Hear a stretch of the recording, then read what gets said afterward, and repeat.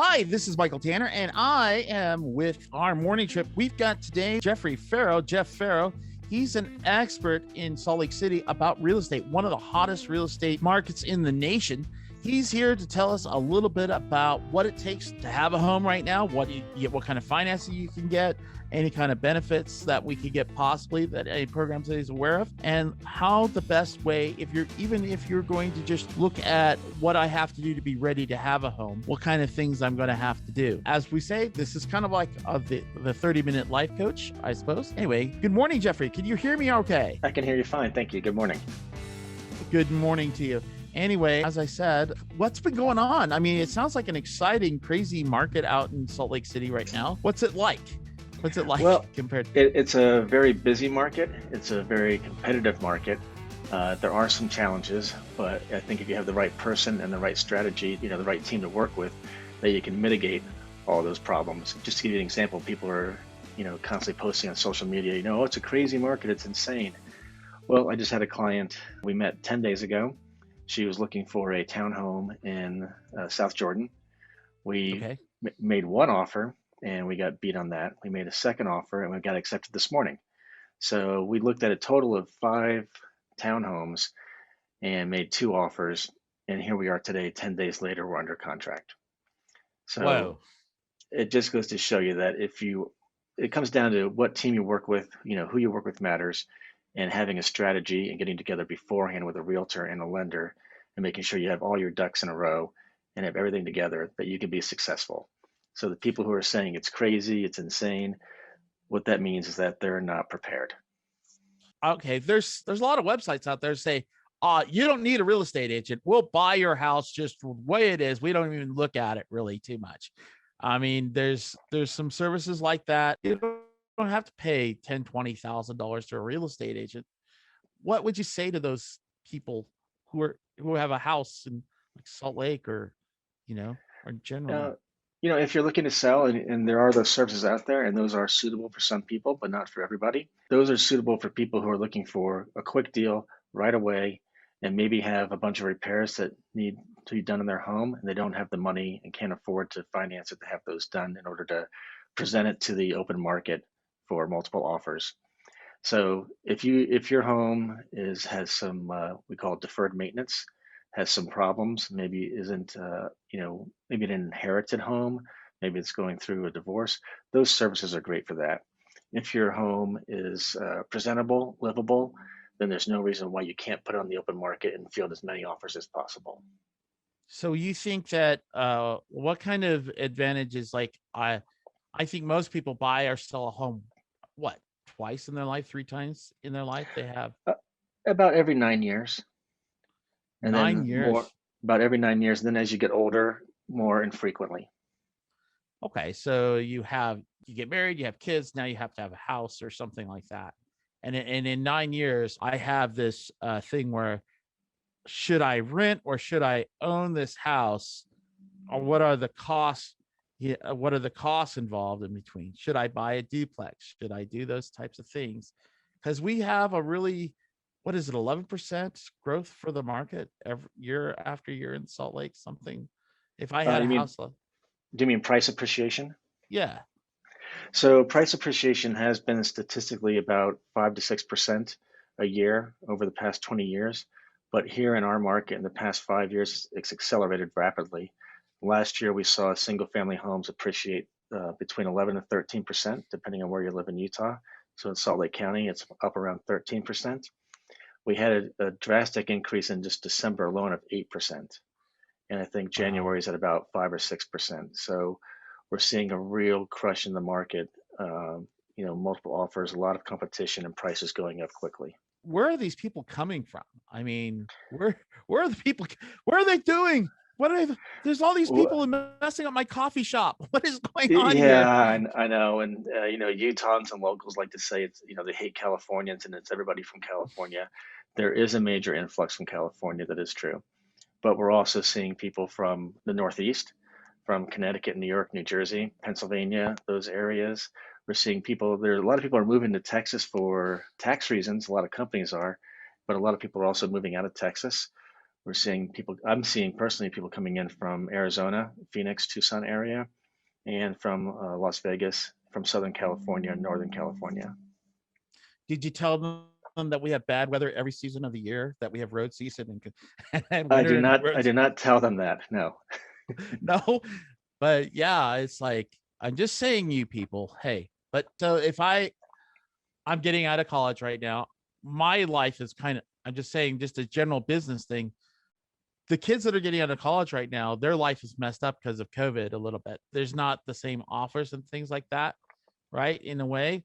And they're sitting there going, well, I've lived in my mom's basement since I've been, well, forever.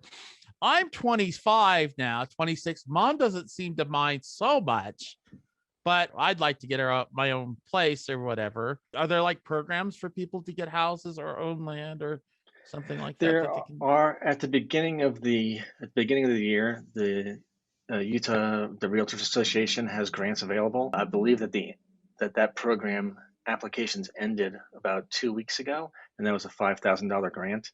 That's about the only grant that I've seen coming out recently. It did happen last year, and those grants were consumed, I believe, by March, and this year I believe they've been consumed already, and we're at the end of February now. So So there so aren't a lot of grants, and 5,000 would be helpful for down payment assistance. But right now, with the competitive nature of the market, those type of deals and offers are few and far between. so what if first FHA, first home or HUD houses, those kinds of Mhm. things, do you deal with that type of thing or not so much, or is that not No, your? I do deal with that. FHA and VA loans are not a problem.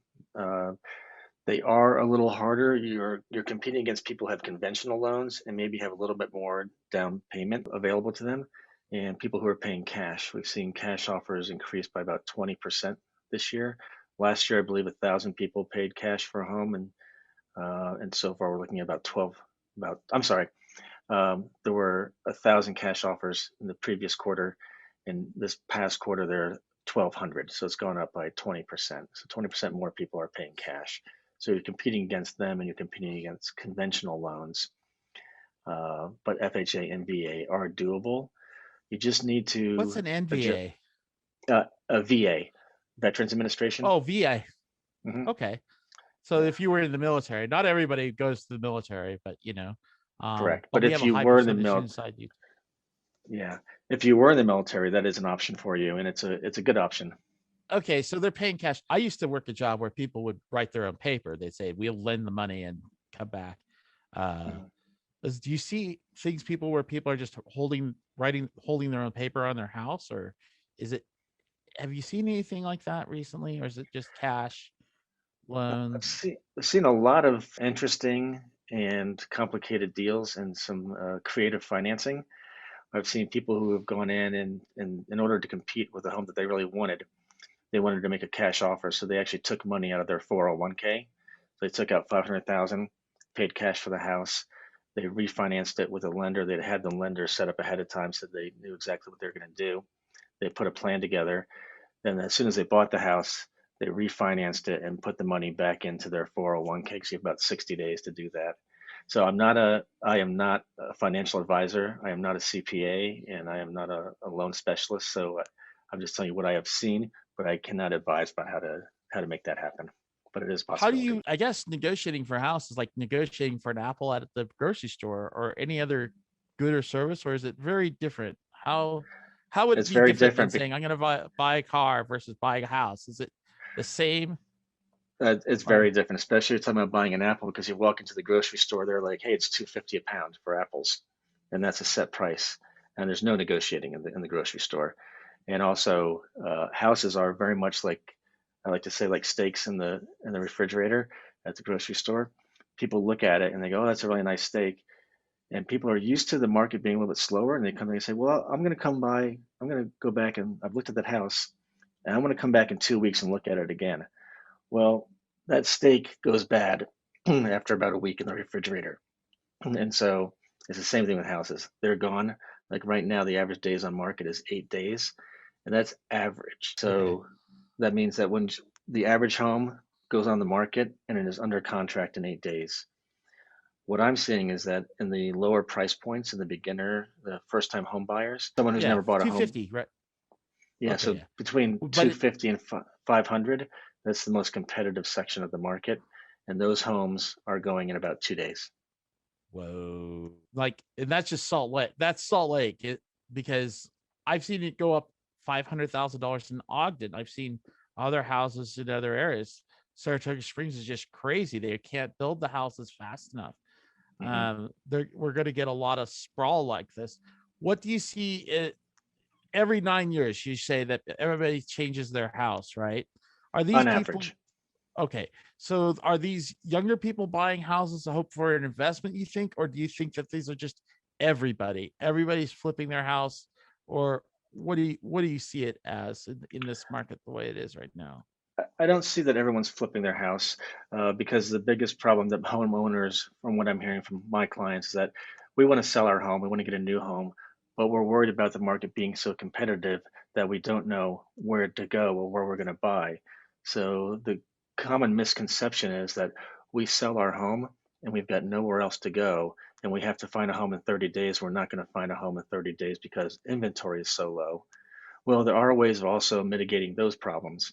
You can ask the sellers for a short-term lease back, meaning that I'm going to sell you my home, we're going to close on the deal, and then I'm going to rent it back from you for 60 days. And that's one way of doing it. That's called a short-term lease back. And the other way of doing it is that you say you have a special addendum that says, we will sell you this home and we'll close on it contingent upon us finding a replacement property. And that can be very open-ended. So you can accept somebody's offer, and then you could say, I need 4 months, up to 4 months to find a home. So that opens up the possibilities for you to see more inventory and have more homes come on the market and find a replacement home for yourself. That's really neat. Most people build their wealth through their home. Anyway, so it's no secret. My family does some real estate too. A homeowner versus somebody who rents homes out.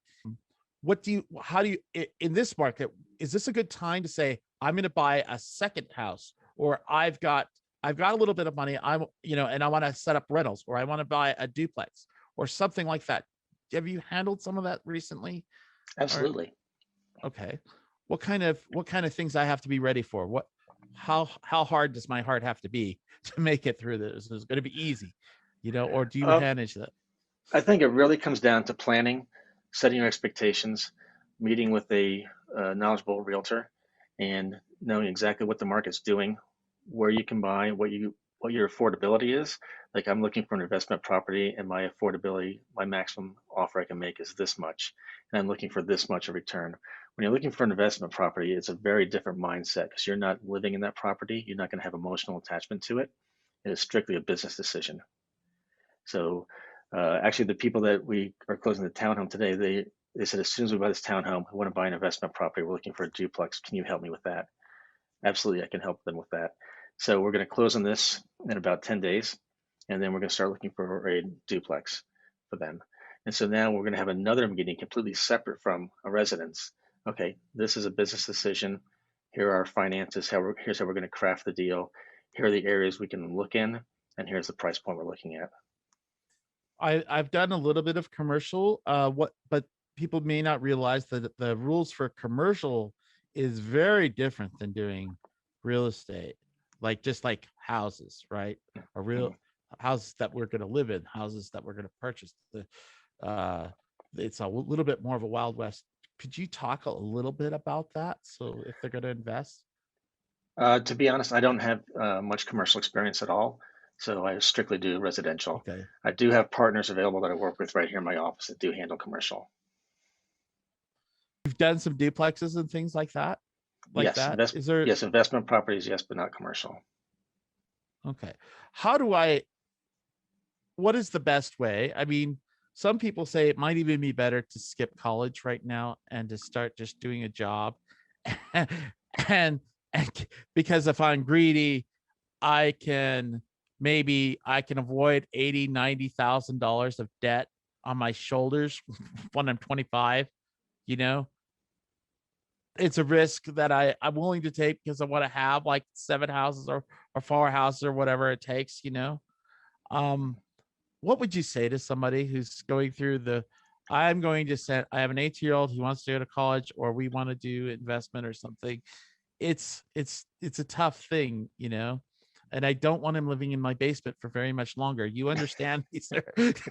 I completely understand that. I've been in that position. When do we start saying, okay, let's get him a real estate license or whatever?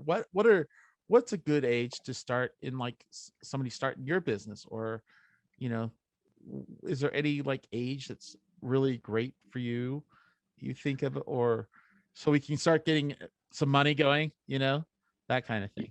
Yeah, I can't give anybody life advice on what to do. I look back at it now. I didn't start real estate until I was in my late 40s, and I wish I'd started it r- like right out of college or even before college. I think it's a fantastic career and experience. It's different every single day. Every single deal is different. They're never the same, and there's no cap on your income. No one's telling you like, okay, we're going to pay you $65,000 a year. You decide your own income. It just depends on how much work you're willing to put in. There are two young guys in my office here. One started at 19, and one started at 18, and they're both 21 right now. They just turned 21, and they are just kicking butt out there and doing a great job and making over $100,000 a year at 21 years old. So It's not bad. there's a path. It's not you're yeah. Absolutely. What did you do in college? Or you an accountant, or what did you do? What kind of No, no, job? I studied film and video production in college. That's what I did for my career for a long time. So did that help you have anything to do with real estate now? Do you? It it did actually. So interesting. I'm glad you asked that question because uh, this is the biggest financial transaction most people make in their lives is buying or selling a 300, 400, $800,000 home. And to them, it's a very stressful, emotional event. And for me, I used to work in the motion picture business, and I worked on days where we were spending $100,000 in a day to get one shot, or a commercial that was a $4 million budget for a 30-second commercial. So for me, I'm very cognizant and I'm very well trained in dealing with matters of large amounts of cash in a transaction and being very respectful of that it's somebody else's money and that they are entrusting to me as their fiduciary, that it's put their interests above mine in all aspects of the transaction. And so I'm completely accustomed to that from years of doing that in the motion picture business. And I don't get flustered easily. If there's ever a problem, our first, line of action is to what's the solution? How are we going to do that? How are we going to protect my clients? And we'll move on from there. So large amounts of cash in a short amount of time are something I've been doing for 30 years. And we got a long way to go and a short time to get there. Exactly. I, Yeah. I work TV and radio and doing production, so I have that very same thing where I'll run 8 cameras at once, and they go, hmm how do you do that? I extremely well. So anyway, what kinds of things could we look forward to in the next year or so? We have all these federal programs coming out, and there's a lot of activity in Washington right now, and even activity on the state capitol. What are some things that we should be looking forward to in Utah? If I was coming out of state to buy to ruin my coffee shop in Utah, what are things that we can what are things, and not know how to drive? Those are things that what are things, and filtering through my links with motorcycles. We will talk about that later. But anyway, what are some of the things that we should look for as an investor? Because there's so much activity out on the market right now. What's a way that we can look at it to be ready for our new next phase, because we're going to be with COVID over with in a short amount of time. And I think actually COVID actually enhanced people's drive to buy houses, Absolutely. because they could take their money and they could bury it in the ground in a very literal way and not worry about the stock market going up and down, because Exactly. I have an asset I can sell. What are some of the things that you would see in the next year or so that you're noticing, maybe start to notice now? So the very first thing I see is that there's a bill in front of the House legislature right now to allow ADU or auxiliary dwelling units to make it a mandate that it's available in every city in the state. And what that is that right now there are certain cities where you can have a secondary dwelling unit, like a mini house on your property, and use it as a rental, because we are very much in a crunch for housing in this state.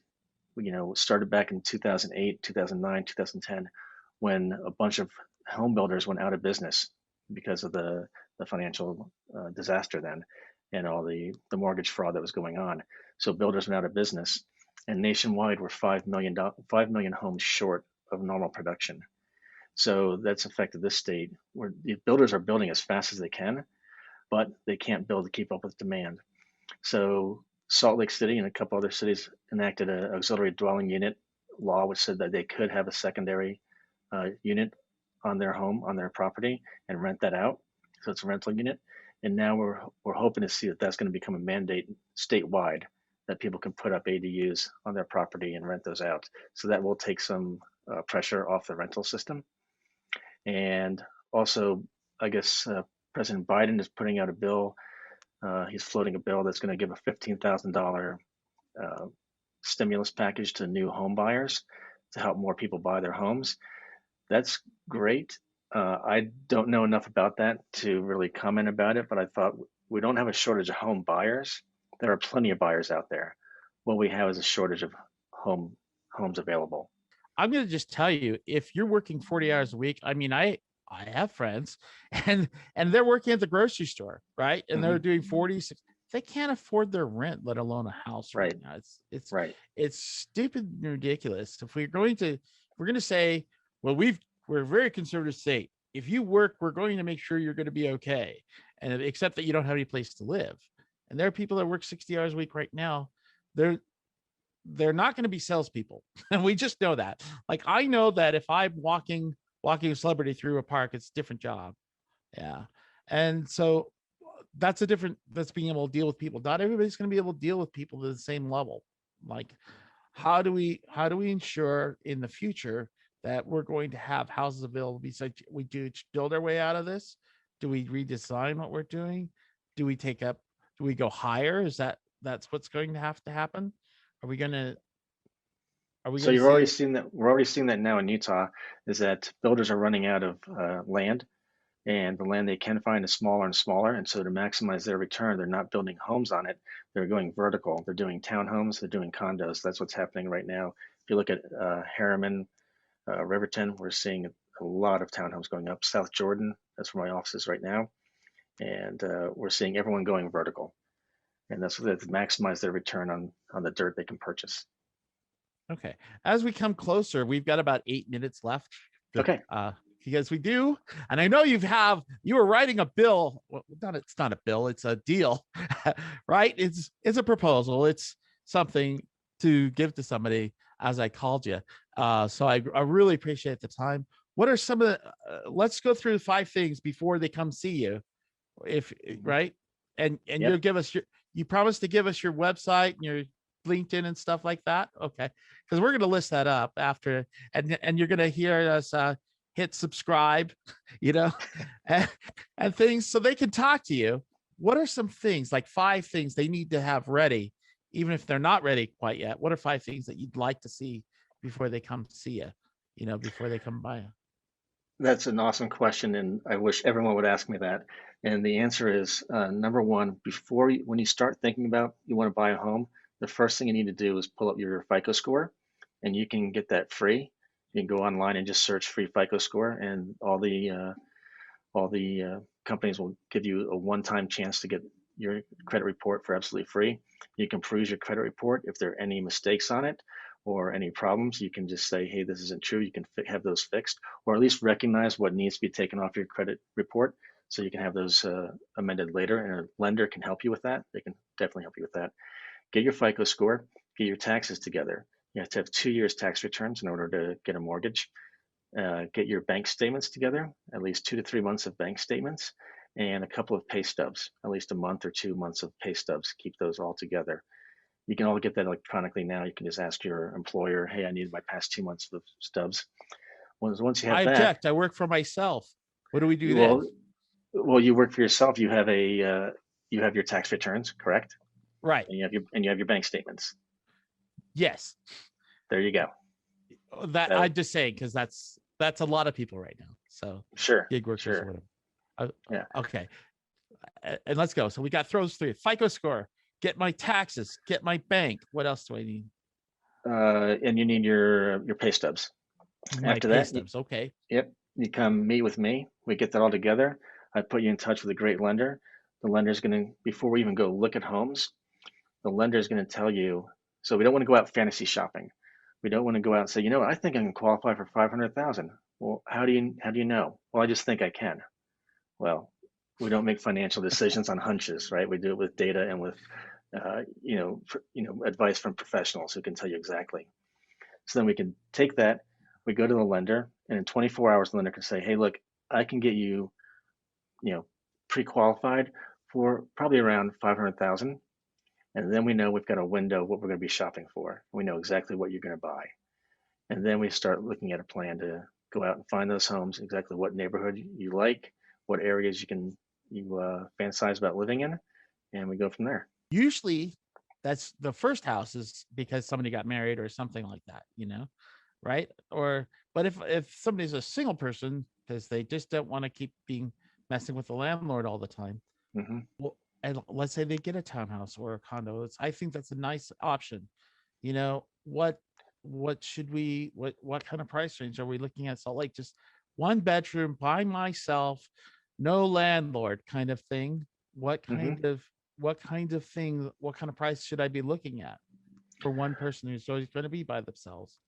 For a single person in a small residence, you're probably looking at a condo first. That'd be your most affordable option. And you're probably starting at 160 there and going up to, you can go up to $1 million. There are condos downtown that are $1 million.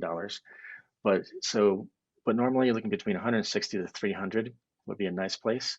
Townhomes go up from there because you own the vertical space in a townhome. Let's go over the difference with condo.